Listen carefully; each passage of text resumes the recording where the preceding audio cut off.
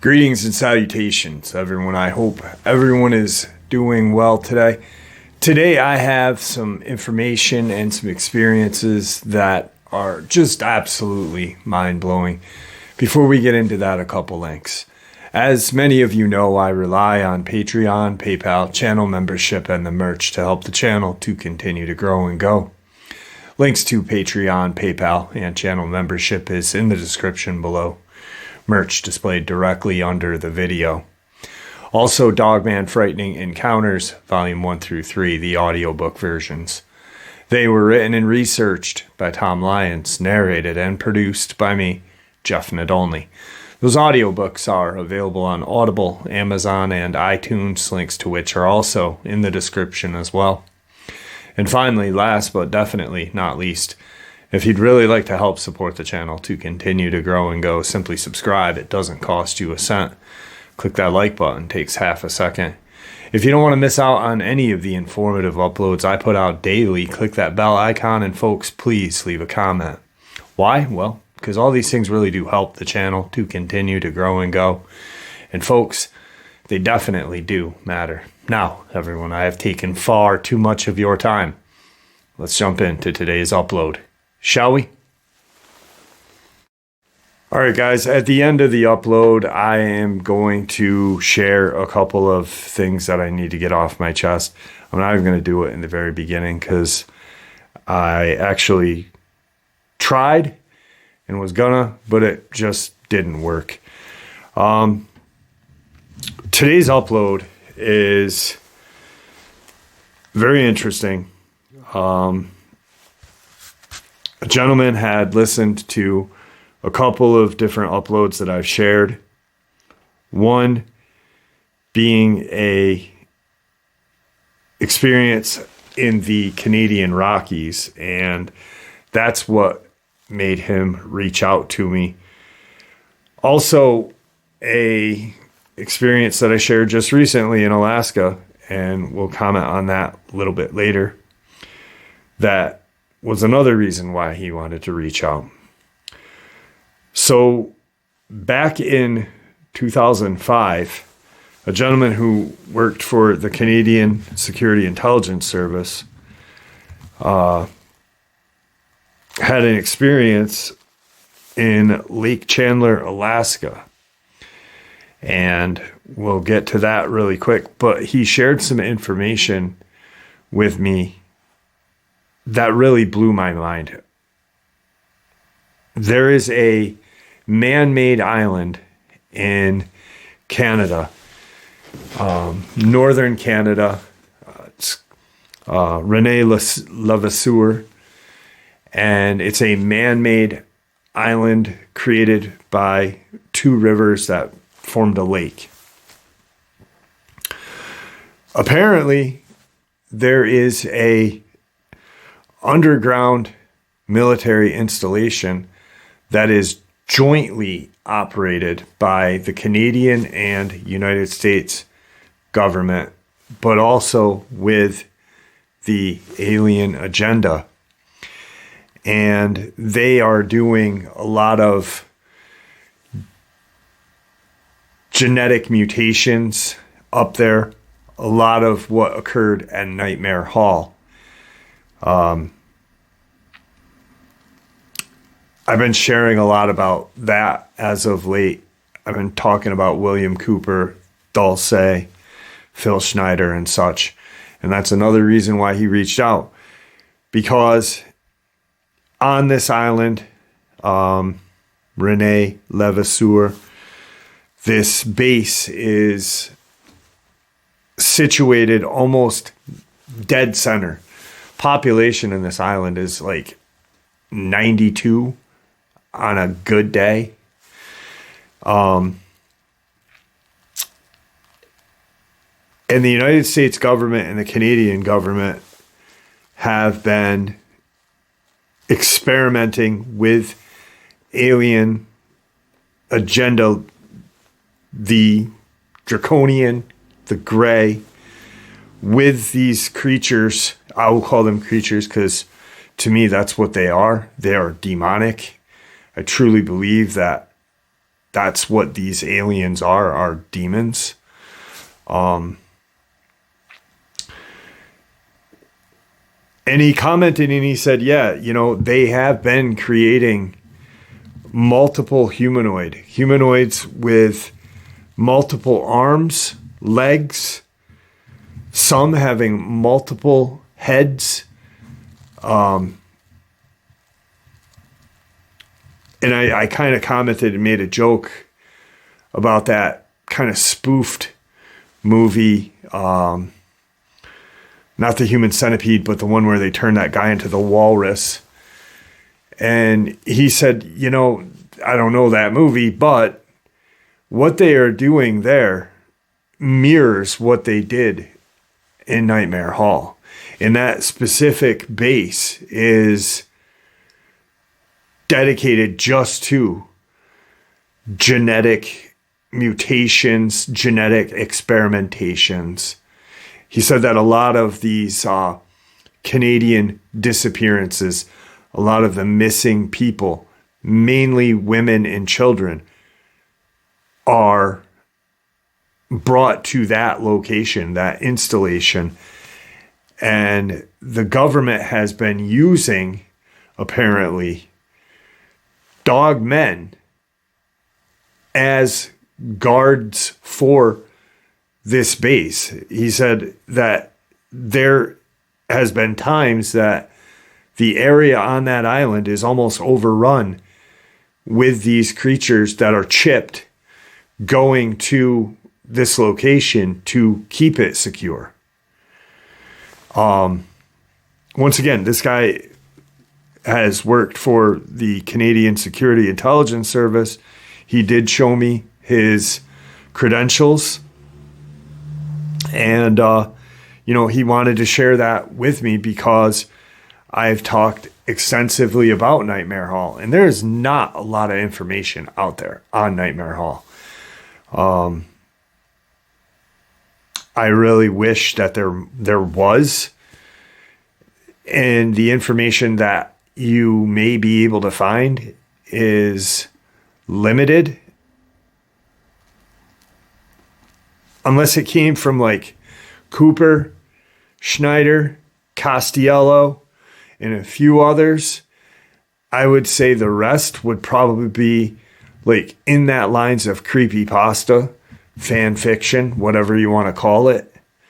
But what he said was going on there was just atrocities against humanity.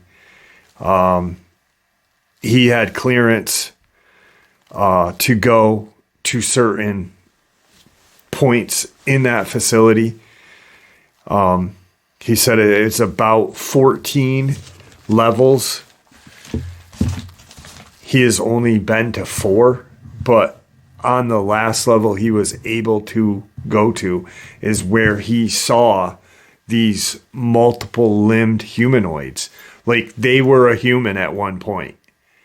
And they came out of these vats that whatever is in them, whatever it may be, alien blood, it may be some kind of substance foreign to this earth, but whatever they came out of, and these things resemble, you can see that it was a human at one point, but the humanity is gone out of it. It is more or less now a monster.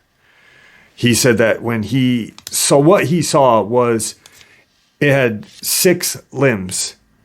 So a set of legs and 2 sets of arms with 2 heads. One head being that of a child, the other head being that of a woman, of a middle-aged woman. And the eyes were jet black on both of these heads on this creature. There was no kind of any humanity. It was a monster. It had no compassion. It had nothing. It was almost a mindless kind of killing machine. I said, well, what about the creatures or mutations? I can't even call them creatures because it's not their fault. What about the mutated stories of the women that had been kidnapped that are just now turned into like almost like a cow, a milking cow?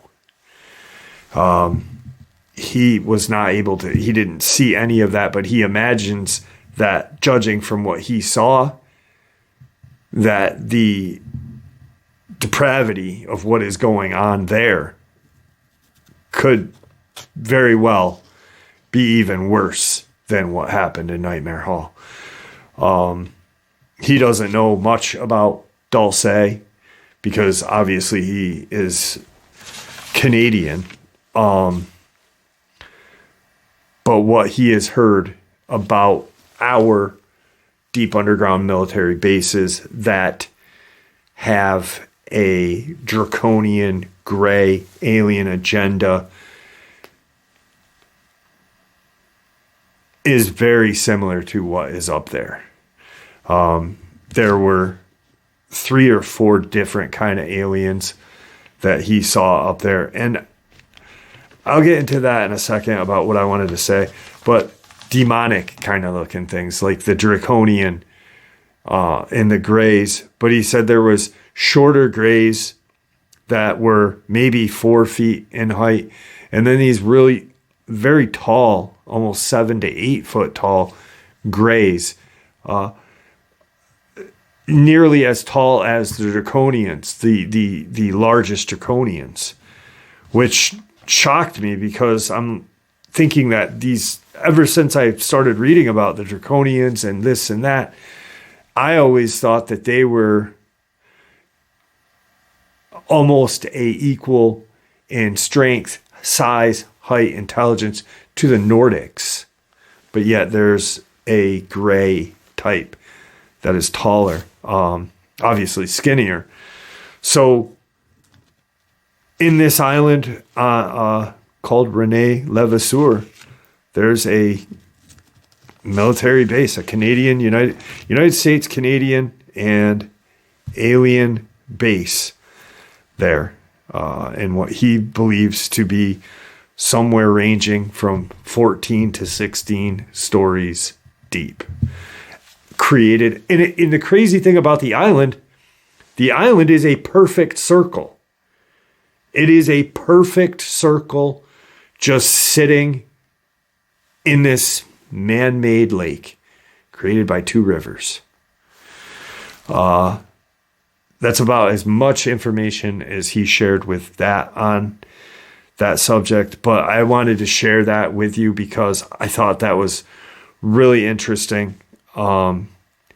He's got some files that on what he had participated in as being Canadian security intelligence that he's going to try and get to me.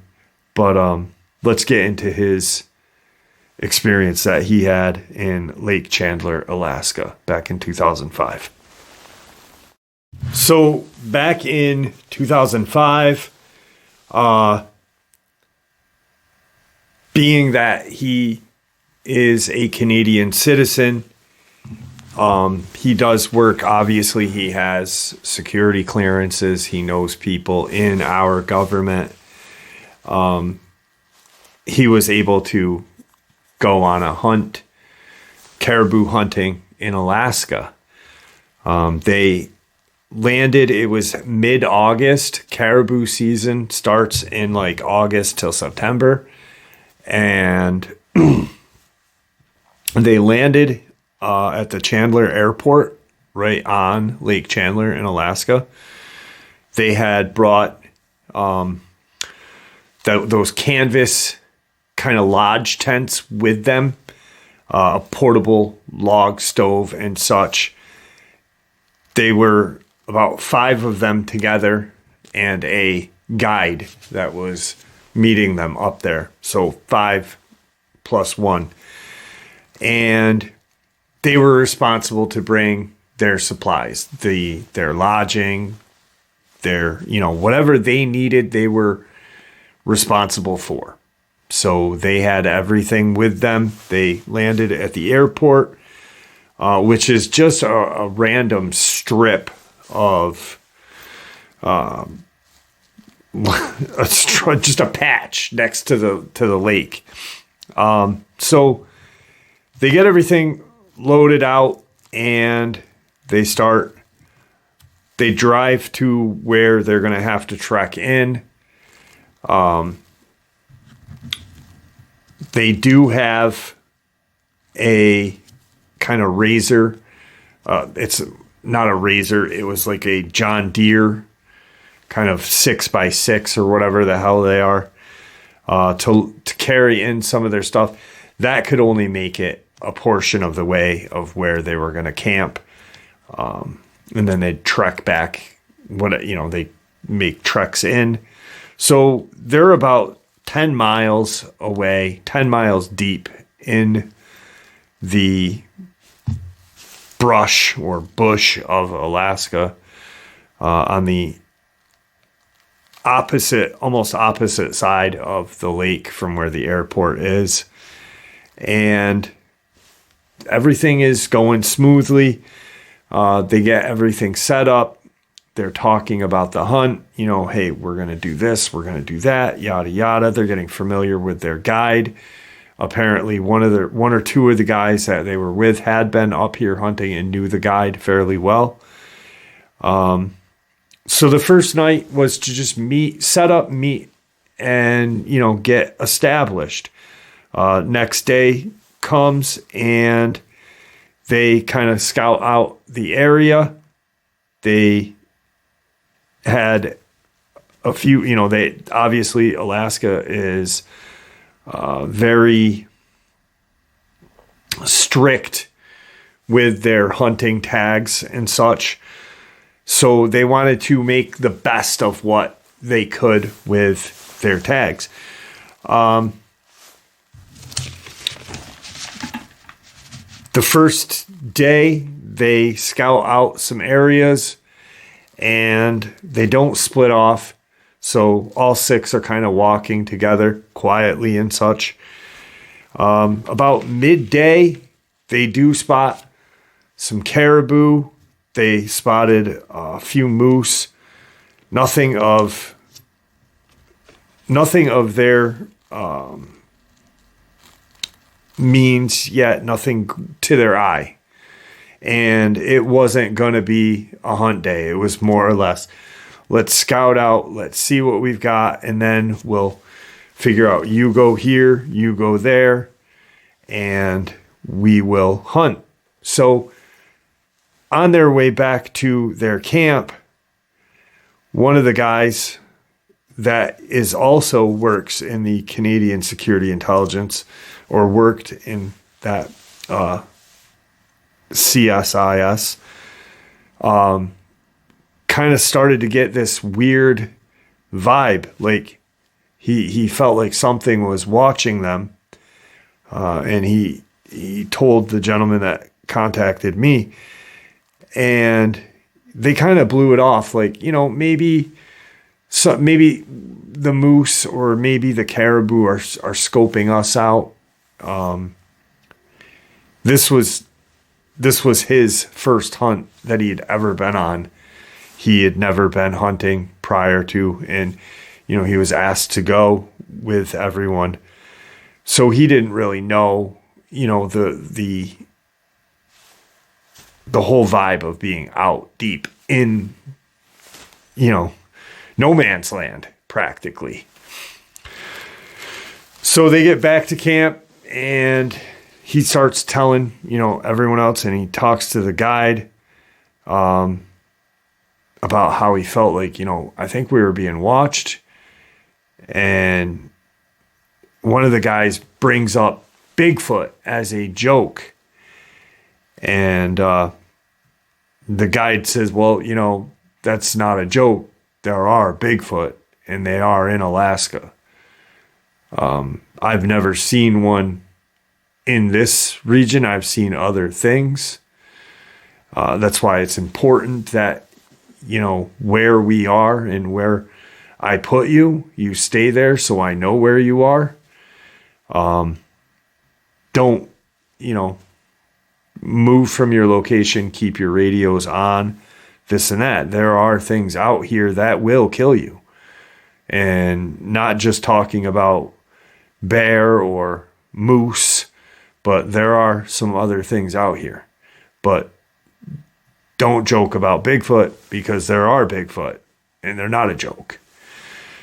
That kind of sets the mood for everybody, kind of like, what the fuck is this guy on? These are intelligent, deemed themselves intelligent, men. We work for, different services of the government. What are you talking about? Wood ape running around, this guy's crazy. Is he eating mushrooms somewhere? And that night they have their dinner. It's about 7:30, 8 o'clock. They're getting ready to go to bed to get a jump on the hunt the next morning. And they hear just this loud howl that lasted for almost 45 seconds to a minute long. It was just this deep, powerful howl that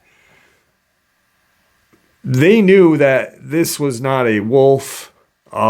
They could hear by the loudness and the length of time that whatever, even if it was a wolf, it had to be huge. Because it was just kind of an explosion of this howl. The guide actually looked spooked. He said, I remember looking at everybody as they're in this canvas kind of lodge tent, and I'm looking at everybody. We've got, 2 or 3 lanterns going, the log stoves going for cooking and a little bit of heat because it's a little chilly, and thinking, why is he freaked out? He's been here, hunts here, guides here. This is kind of weird. And he notices that the guide kind of checks his pistol and, checks make sure it's loaded and puts it back. And he's just like, that's really strange. No one asked any questions though. So, cause they all thought, well, maybe it's just a big, Alaskan timber wolf. And maybe apparently they are not afraid of humans. So that's why. So they go to bed. There is, a little bit of apprehension, but once that really loud howl ends, they don't hear it again. And it sounded, far off in the distance, to not be that worried. Once again, he doesn't know jack because this is his first time being, hunting. Practically,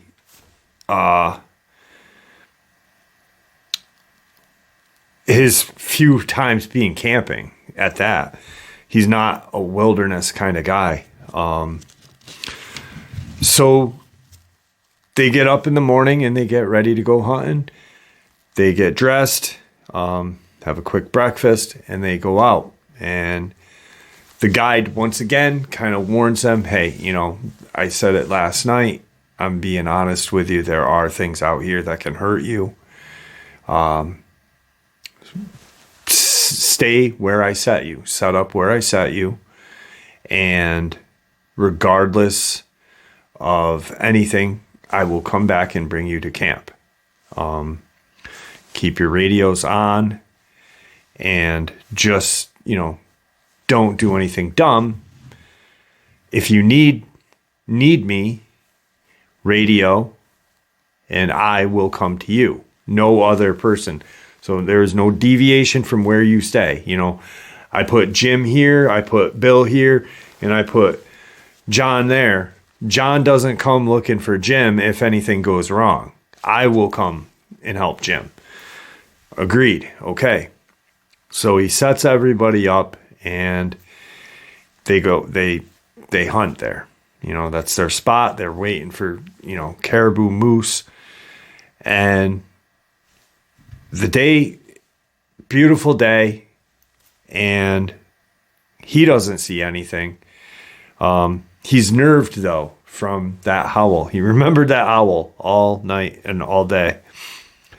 And so he'd hear, like, twigs snapping and, you know, a bird land, and he kind of, you know, freak out a little bit. So they, that goes by, that day goes by fine. The second day that they're out there, you know, is good. No one got anything. They go back to camp and, you know, they have their dinner. They talk about, hey, the guide says, we're going to do this different now. We're going to go on this way. And, you know, I got a different spot that I want you to try. And we'll see how this goes. We're going to trek it out a little further out. So we'll probably leave a little earlier than today. And we'll see how this goes. They don't hear anything that second night. That's technically their third night there, but the second day hunting. Next morning they wake up and they get ready for their hunt. As they are walking out of their lodge, they notice this just real bad odor, and it's coming with the wind. It's, you know, kind of blowing in at them. And they kind of look around for something dead. And they both are kind of looking at the guide. Now, the two Canadian security servicemen are good friends. So they're, you know, together looking at everything and trying to figure out what the hell this smell is. The guide is kind of apprehensive a little bit. He's kind of standoffish, looking around a little, and more so than the day before. It was almost like he didn't want to go out, but he's getting paid. So they start trekking out. And he again says, almost paraphrasing it, you know, do what I tell you to do. Do not deviate, yada, yada. And as they are walking through this section of woods, they come to a very shallow, kind of swampy area. It is moving, but it's not moving quick. It's not stagnant, but it's pretty stationary. And they see these paw prints. And one of the guys immediately comments and goes, "Holy shit, bear, look at the bear prints." And because they are a large size print, he said somewhere between 8 to 10 inches across. Just a wide kind of print. And the guide says, "Nah, that's not a bear print. That's something else. You know, let's get out of here and we'll follow, you know, where we're going to go." So now they're talking amongst themselves as the guide's leading the way. Like, what the hell did he mean? That's something else. You know, you think is that how big these timber wolves are? You know, like a print like that, you know, how big are these freaking timber wolves up here? And that's what he's thinking, you know. He's like, what, these things get 200 pounds? Are these, you know, the size of a large mastiff or what? And they get to where they're going to be and they start hunting. You know, he sets everybody up and he pairs them off. He said, all right, you're going to be here, you're going to be here. And I know we talked about what we were going to do last night, but because of the prints out there and, you know, the animal that came from, I'm going to pair you guys off and we'll check in on each other once every hour. I'll radio in to you and this and that. So now there's 3 pair. The guide with one guy and the other 2 and the 2 Canadian security forces there. So they're sitting there and they're talking amongst themselves like, you know, was that, you know, they're convinced that these timber wolves up there are the size of a bear. They hear a rifle report and then they hear another one and then they hear another one. They hear a total of 6 shots and they're kind of like, shit, someone got something. Should we go? Let's radio in, you know, to see if we can help. I want to get something, you know, the excitement is there.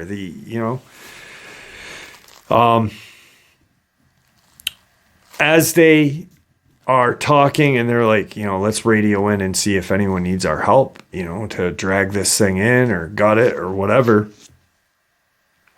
The guide radios to everyone and just says, listen, I need you guys to come to our location. This is, you know, where we are going to be. I'm going to give you the coordinates. Just follow everything that I told you to be and told you where, you know, I've marked the area where they're going to be. That's why they went scouting. That's why they scouted the area out so they kind of would know where to go. They start their trek and they hear another 2 more reports, 2 more shots, almost consecutive. But they could tell that it wasn't, these 2 didn't come from the same rifle. So it was 1 shot, different rifle, another shot, different rifle. And as they radio in this time, they're like, we are close, we can hear you. Are you, you know, what's going on? The guide says, you know, let me know, you know, XYZ where you are so I can meet you. We got to get back to camp. They kind of sit, okay, we are here. We are, you know, we're where you told us to be. We're trying to find you. We haven't seen the other group. The other group radios in. We're about a half a mile from you. What should we do? And then the guide says, all right, start walking kind of in a V pattern to meet. We'll all meet at a point. About 15 minutes goes by and the guide and the guy that he was with are not there, but the other paired off group meet up with the 2 Canadian guys. And they're like, what the hell is going on? You know, do you think they got a bear? Do you think they got a moose? Do they need our help dragging it? Why are they having us come? Why is he having us come to them? What is going on? As they're talking amongst themselves, they hear a bunch of racket coming from the woods ahead of them. And they're kind of like, what the hell is that? They all at one point kind of pull up their rifles and take aim. And the guide is now running. They can make out that it's the guide running full bore towards them. And he stops. They immediately, the second they realize it's the guide, they, put their rifles down. But they're like, where's the other guy that, you were hunting with? What's going on? And they can see that he's just shook by something. He said, we have to get out of here. Yeah, we got to get to a radio that can actually get get a call out to Fairbanks or wherever, because, our radios that we have don't have that power. We got to get back to camp. And they're like, where's our friend? Where's the guy that we came in with? And he just says, he got attacked. We need to go. We need to go now. So, they're kind of confused, because this is everything that this guide said not to do. And he's going against what he said, I will come to you. Now he's having them come to him, and we will all leave together. So at this point, they are kind of questioning the guide. Like, why are we doing everything that you told us not to do? One of the guys that's in the other group, in that group of two, had, obviously these five guys have kind of bonded. The only two that knew each other were the two guys from the Canadian Security Intelligence Service. The other three didn't know anyone from Jack, but on their flight in camp, at camp talking, the one guy says, listen, I'm a Marine. We don't leave men behind, and we most certainly don't leave another Marine behind. And the guy that you had with you is a Marine.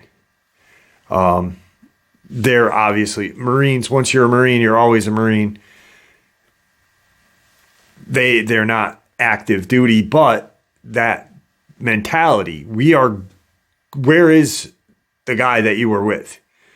I'm not leaving him behind. Where is he? Let's go get him now. As they're, addressing the guide, they're really kind of questioning his authority now. Like, get us out of here, but where's our buddy? They hear a report, and they look at the guide, and they say, he's still alive. You said that he was attacked. Why would you leave him behind? And they kind of all look at the guide and say, bring us to where you were so we can get this guy out of here. We're not leaving him. He just fired a round. He either fired it to one, let us know that he's still alive and let us know where he is, or there is something still there. And what the hell is attacking this guy? Is it a bear? What is it? At that point, they get the guide to go back, and they start walking. The guide then looks at everyone and says, in the next couple of minutes, we're going to be to where we were. I don't know if whatever attacked us is still there, but I'm going to tell you right now that everyone be ready to shoot. And if he is dead or if he is alive, either or, he's going to be in bad shape. I told you that there are things out here that kind of are equivalent to Bigfoot, and possibly even nastier. What is out here right now is very similar to a werewolf, a rougarou. He didn't say Dogman. He just said, there are monsters out here. And the guide's got the radio. So the guy that they're looking for doesn't have a radio. So the Marine yells something like whatever, kind of a Marine yell. And once again, the guy that's in the Canadian Security Intelligence is, he's not a Marine. He never was. So he doesn't know what was said, but he just knows that it sounded like something like a sound off. And he hears the response. He gets a response like seconds. And it's not far. And, once again, that Marine looks at the guide like, kind of shakes his head. And at one point, he thought that the guide was not coming out because that's how pissed off the Marine was that he left.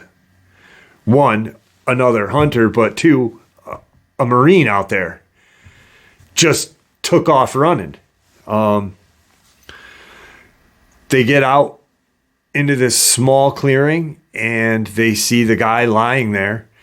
He's against a tree. His leg is bleeding and it looks like he'd gotten mauled. His upper portion is good. There's no blood on his face, his chest. It's just his one leg looks like it had just like been put in a wood chipper.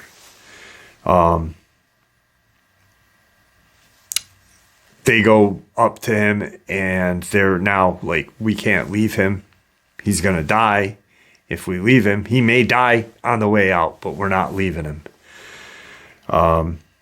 They tie off his leg above where the main wounds are, and they're getting ready to,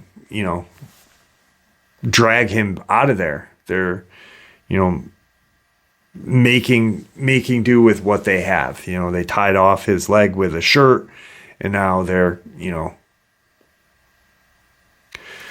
so they make kind of like this makeshift carry thing for the guy.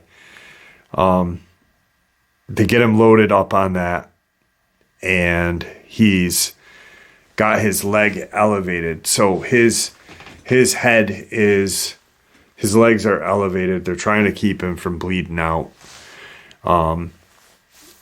And they're walking. They don't see anything. They're talking to the guy, but he's talking kind of gibberish.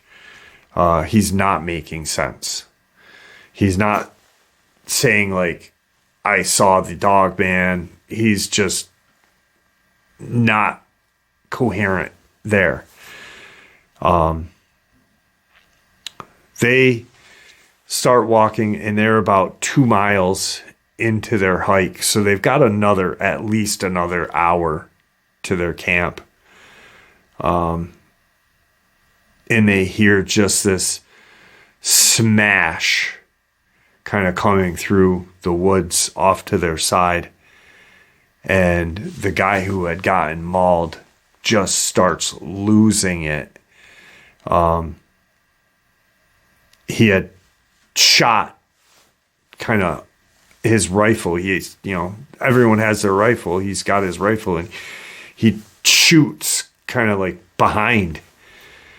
And they stop and they're like, what the hell, bud?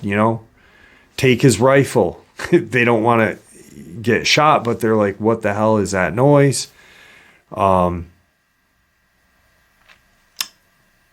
The Marine that is now went back for the other Marine there, he's now kind of in charge. And he looks at the guide and says, what is hunting us? What is out there? How do we stop this? Are we gonna get out? Is it gonna come after us? Is it because it smells his blood? We got to kill this thing. The guide just says, I've only seen one once before, and it had taken down a moose. Just one had taken down a full-grown moose, which he, made it seem impossible. They hear another kind of smash through the trees, and they kind of stop and start looking around. It's not throwing stuff. It's almost like it's purposely making these noises. They keep walking. They pick up pace a little. Each time they stop to check on the guy who had gotten mauled, there's this just kind of smash through the trees and then silence, almost to like let everyone know, hey, I'm still with you. It's not like it's throwing a rock or throwing sticks. It's just almost like it's just pushing into trees to kind of creep these guys out or freak these guys out. So they get about nearly to camp. They stop their last kind of stop to check on his leg to make sure that he's still alive. And right as they make their stop, they automatically now expect to hear that crashing sound. But they don't. And they're already turned, because they've heard that crash 3 or 4 times now. So they're already turned, and their rifles are raised at where they anticipate that crash to come from. As they get ready to do that, they see something off to their peripheral, and it kind of shoots by them through the woods. So they're looking and they see it and they turn, and that's the way they got to go to camp. So this thing is now heading toward their camp before them. But keep in mind, once they get to their camp, they still got to get out they still got to get into that 6x6. They got another hour walk to the 6x6, and then a good drive to get to where the airport would be, to where base camp or where the guides setup is. So they're not even close to being out of the woods. And that dawns on them at this point as they see they see this kind of streak of brown running past them. That really, they're like, we've got a long way to go. You need to start leveling with us. And what are we going to do to get the hell out of here? The guide is just like, the only thing I can ever say, I've only seen once it take down a full-grown bull moose. All I know is that I've heard stories from, the native Alaskan tribes that they've been killed, they can die. So the best thing I can say is when and if it comes to attack us, that we all shoot it. So they get to their camp and they check his leg. They don't see anything. They, did a quick perimeter search with their eyes just to make sure. One at a time goes into the camp to get whatever and to get more first aid for his leg. They do another tie on his leg, another, real tight tourniquet now because they have rope. And he thinks that they used, actually, he commented on this. This was the interesting thing. He said, I think what saved his life was, yes, we did tie it off, but when we got back to camp, we used a bungee cord. And that bungee cord, it cut off so much blood circulation to his lower leg that he did lose his leg, but he didn't bleed to death. He said, I don't know if he would have lost his leg if we hadn't used that bungee cord, or if it was because of the bungee cord being so tight. He would have died if they didn't, but he's that stuck with him a lot, because he's like, did this guy lose his leg because of us and the tourniquet we made with this bungee cord? Because it was so tight, it was practically cutting into his skin, but it stopped him from bleeding out. So they now have better, equipment to make a better kind of sled thing to tow him out. What they did was they took a cot and kind of snapped the top part of the cot off, put him on that, and secured him. And one guy on one side, one guy on the other, 4 guys on that, and we're getting him out of here. The guide's going to lead the way out. If we run into this creature, by the time we get to that 6x6, we'll put him down and we'll attack and address that situation. But as for right now, the guide is the lead. So they start hiking out, and at this point they got another 45 minutes to get to where that 6x6 is parked. And they get to it. No sign of this creature that's stalking them. No out of the peripheral, no crashing. They get to the 6x6. They get him loaded in the back. Everything, all their equipment's left behind. So they got him in the back.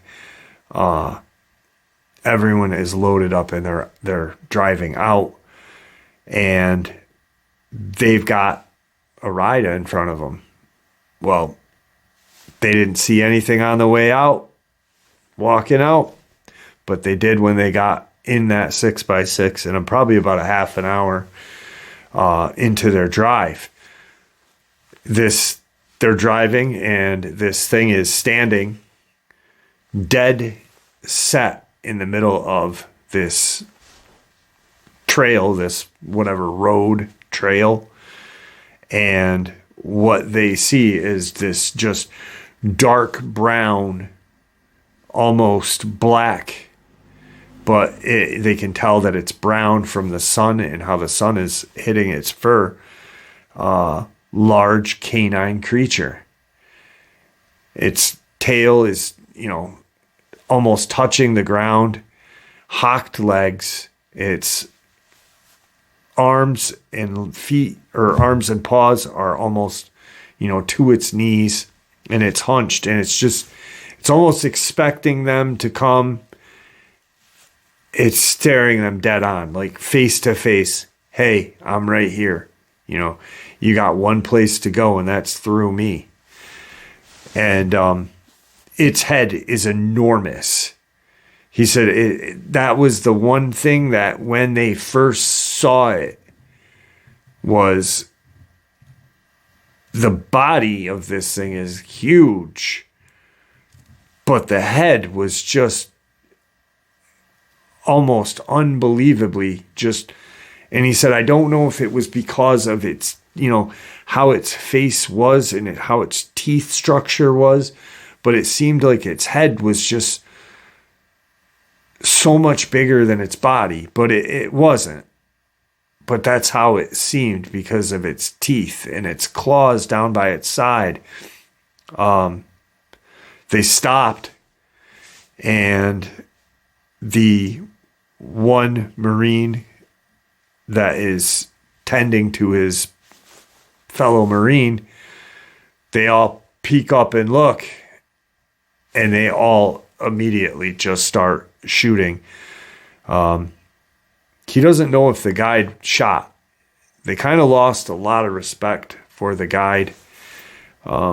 He said, I don't know if the guide shot at all. He goes, I heard just a lot of, shots coming. They were shooting bolt action, but serious rounds.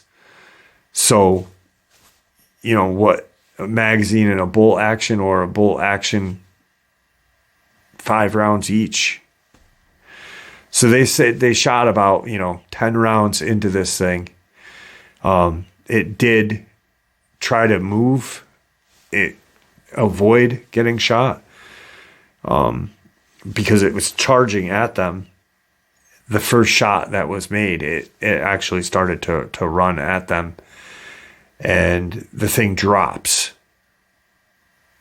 Now, the Marine that had tended to his fellow Marine jumps out of the back of the John Deere thing, 6x6, and he goes over to look at this thing, the Dogman, and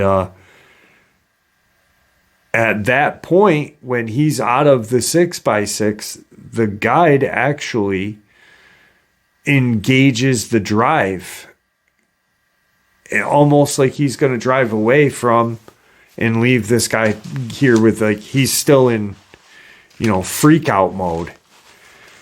They grab the guide and immediately, what the are you doing? Stop. Don't, you're not running shit anymore, pal. And the Marine looks at this thing and says, what in the hell is this? Is this what you saw? What is this? This is a wolf, but it was just standing on 2 legs in front of us. Is it going to change into, they actually were questioning the guide. Is this going to change into a human?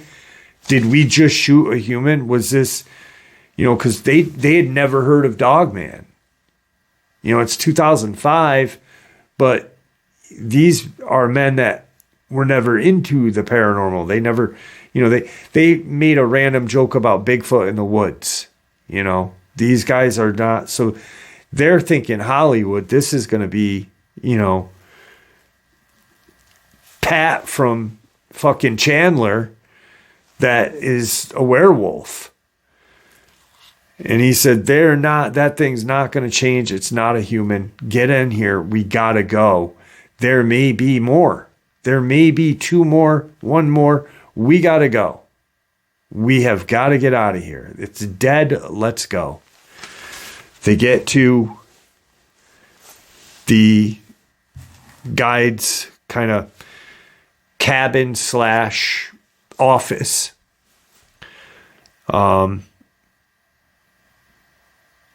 They board, they get everything set, and they get the pilot ready. The pilot had been camped, he had stayed at this cabin, waiting for the return.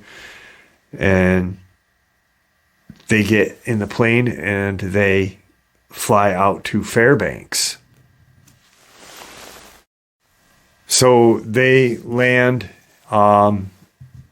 in Elson Air Force Base, and from there they already had radioed in. The pilot had already radioed in, we got a injured man, get an ambulance out there waiting, bring him to Fairbanks Memorial, and we will then, figure out what happened, what's going on. They forced the guide to go because at one point the one Marine wanted to have him arrested for endangerment.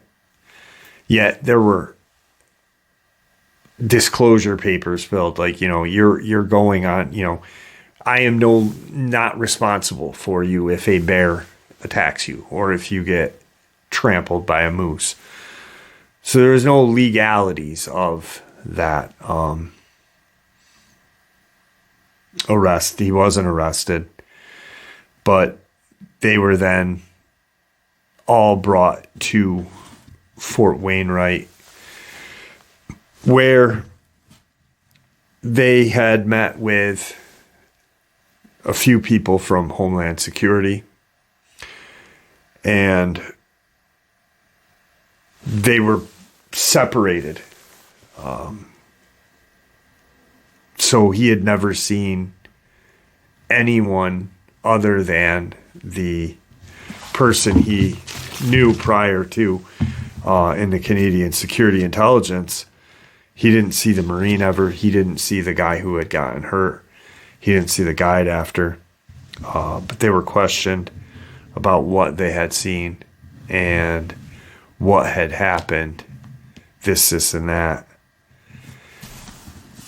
Shortly thereafter is when he had gotten security clearance for the Rene Levasseur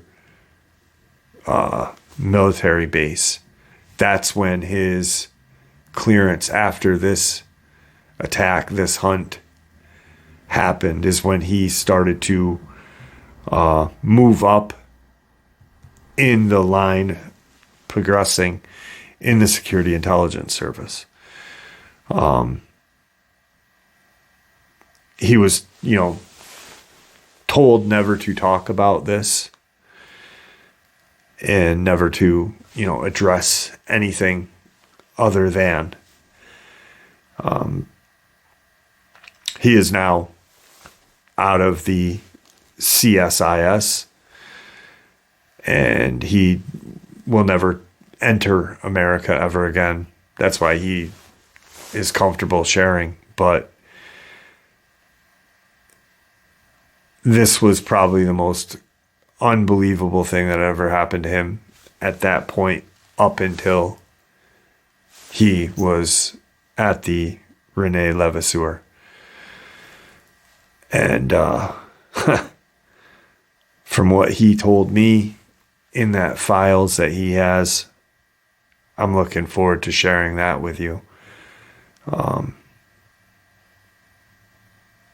He said that when he saw that six-legged humanoid that he knew was a human, not some kind of alien creature, but he knew it was some sort of, mutation created by his government, our government, and this alien agenda. But when he saw it, he said the fear, the apprehension was 10 times worse than seeing that Dogman. And that, my friends, is absolutely a crime against humanity. So that was his experience. He said within the next couple of days to expect more information about the Rene Levasseur military base there, the deep underground military base.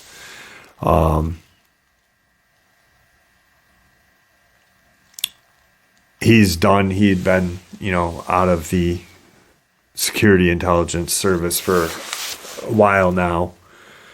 But that hunt was something that he never thought would. It changed his life in more than one way. It changed his life now knowing that these creatures are out there, but it also set him on a career path that he never knew was going to be possible. He was going to see things that he never knew existed. He said it essentially was a mental burden, but a career and financial gain having that experience and being who he was when he got addressed by Homeland Security. So that was the experience. Really quick, I said I wanted to address something at the end of this video. All right, so I wanted to address something. The other day I did an upload about a Nephilim in a small pack of Dogman being in Alaska. The gentleman who shared that with me, so in the comments, I saw something that really irked me. One, the dates that I said in that were accurate. If there was a couple people that said that the Arctic Airborne Division or whatever weren't created at that point. Well, if those people that made those comments decided to Google it and actually prior to commenting and actually looked into what I said in those dates, they would realize that what I said was right. I verify and validate everything that I say, that I can.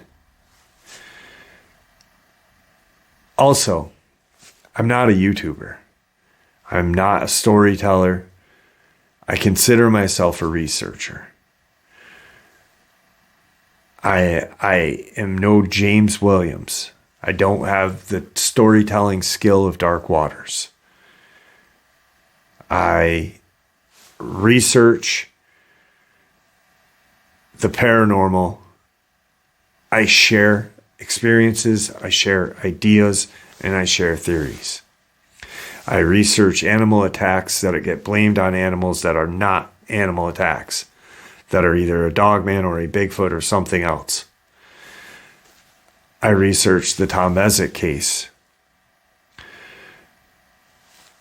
I lack in storytelling skills like Dark Waters. That is no reason to make comments that, one, I say a lot and I suck at storytelling. I already know that I'm not a storyteller. Okay? I started this YouTube channel because I wanted to learn more from you guys. I wanted to hear your guys' experiences, your guys' theories, your guys' ideas. I don't have those skills that James has. I consider James Williams, Dark Waters, the greatest true storyteller out there. His experiences that he shares are true encounters, are true experiences. I don't have that skill. The only skill I have is research. I say a lot because I think faster than my words come out, so I don't want to stammer and stutter. At the end of every upload, I say thank you for the community you guys have created, for people to share their ideas, theories, and experiences without ridicule and judgment.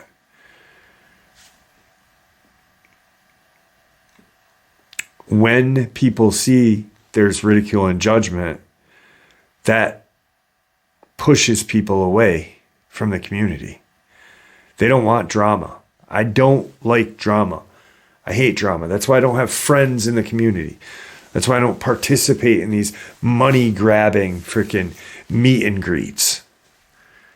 I would much rather sit in my studio and research things that are sent to me and read about, Area 51, the phenomenon, Bill Cooper, whatever.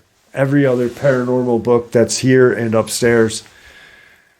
Or I'll go out in the woods and look for clues on D.U.M.B.s. I want this channel to stay what it is. And that to me is real. This is something that I do, one, because I love it, and two, because it's gotten me through the last 4 months of hell that I've gone through with my dad. And to have people ridicule the channel and ridicule people because they don't like what they say. This isn't back when Kirk Stokes got bullied out of this community. If you ain't got something nice to say and you don't agree with something, then don't comment. Go and watch a creepypasta channel. But I can tell you damn straight that every date and every historical thing in that video that I said about the Alaska thing a couple days back was accurate and verified and validated. I want people to feel comfortable to come here and not think, oh my God, this guy's going to attack me because he's not going to like my story. He's not going to believe what I say, and he's going to make me feel this big. That's not here. If that's how you want to be and that's who you are, there's other channels. Go to there. Go bully somewhere else. Go troll somewhere else. Don't troll here. And I know who is responsible for it and what they're doing and how they're doing it. And it's not cool. Make your video with your freaking rock in your background. But don't send your minions and have you come here under fake accounts, please. Because I love this channel and I love the people that are part of it. And with that being said, thank you for those people that are part of it. For those people that have created a community. Because honestly, without this channel, to be dead freaking honest with you, I have 8 years sober. I was a heroin and pill junkie for almost 30 years. The last 4 months have been the hardest 4 months of my time being sober I probably would have fucking used. But I didn't, because I have this channel, I have my live streams on Saturday, and I have all of you. And I have all of this research to do. And I don't need the trolls. But I love everyone else that is part of this community. So thank you. And that's why I saved it for the end of the video. With that being said, everyone, please stay safe, happy, healthy, and ever vigilant. Keeping an eye on our children, our most precious gift that we're gifted. Our pets, the greatest alarm system. Family and friends, the people that matter in our lives. Share this information with those people that you love and care about, because these creatures are real. These creatures are out there. These scenarios are real. Nightmare Hall is real. D.U.M.B.s are real. This shit that we talk about on a daily basis here is real. And it may just help save someone's life someday.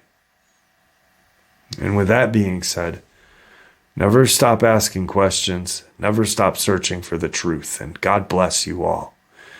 Even the trolls.